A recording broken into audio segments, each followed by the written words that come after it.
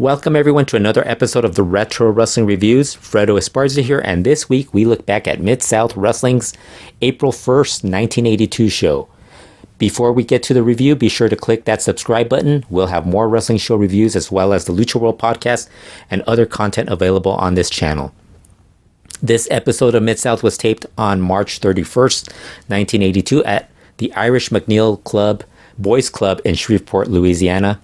Boyd Pierce was joined by Cowboy Bill Watts this week on commentary.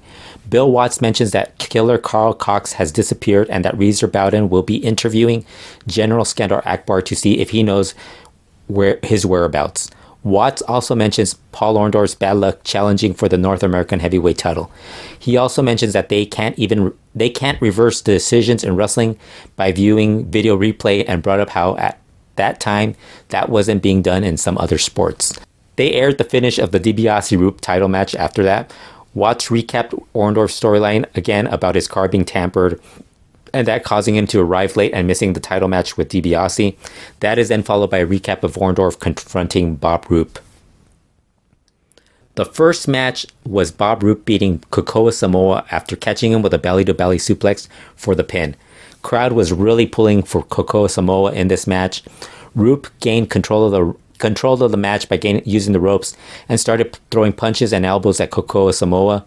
He followed it up with a swinging neck breaker, more elbows from Bob Roop as he slowed the match down a bit until Kokoa Samoa got him with a neck breaker. Kokoa Samoa hit a splash off the ropes and then followed with a karate chop and a leg drop combo. He then hit a monkey flip. He went for a second monkey flip on Roop, but Roop ended up punching him off. Kokoa Samoa then went for a crossbody block off the ropes, but Roop caught him with the belly-to-belly suplex for the pin. The second match on the show was Paul Orndorff beating Mike Boyer with a power slam. This was a fast-paced short match. They did everything pretty fast with Orndorff on offense and Boyer bumping around and making Orndorff look like a world beater. Mike Boyer was one of the really good enhancement talents of the 80s. Really great. Had that losing streak in later in his career on UWF television, but he was really good at this point in time. Throughout the 80s, I thought he was really a fantastic jobber. Just a fun guy to watch, and this match he really helped. He really made Orndorff's offense looked really good against Boyer. That was then followed by Reeser Bowden interviewing General Skandar Akbar, and he asked Akbar about Killer Carl Cox's disappearance. Cox hasn't shown up to any of his bookings in the last week. Akbar suggests that maybe Cox suffered a stroke or was attacked by someone on his way to Dallas. Bowden asked Akbar what he meant about an attack in Dallas.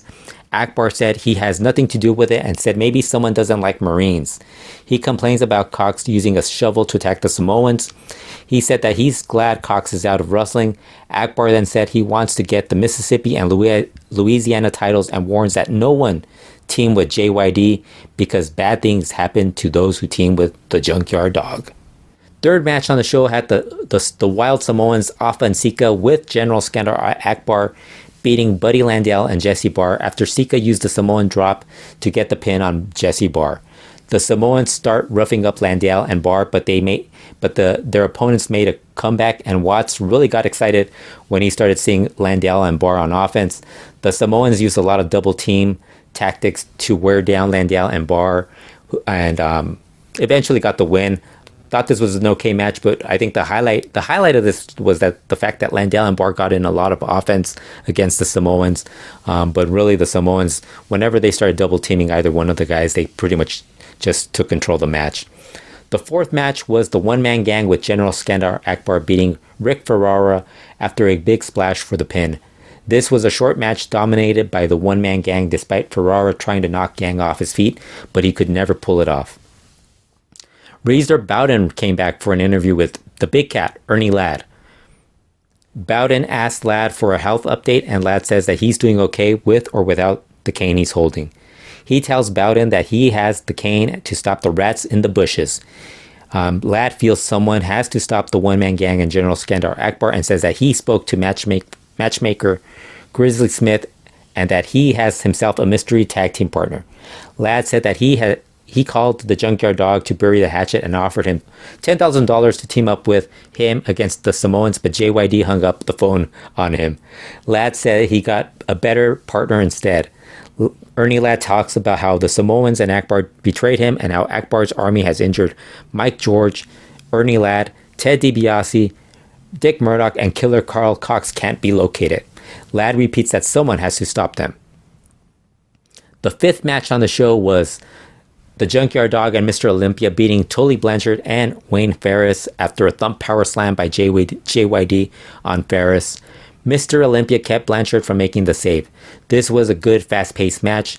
Blanchard and Mr. Olympia looked great in the match.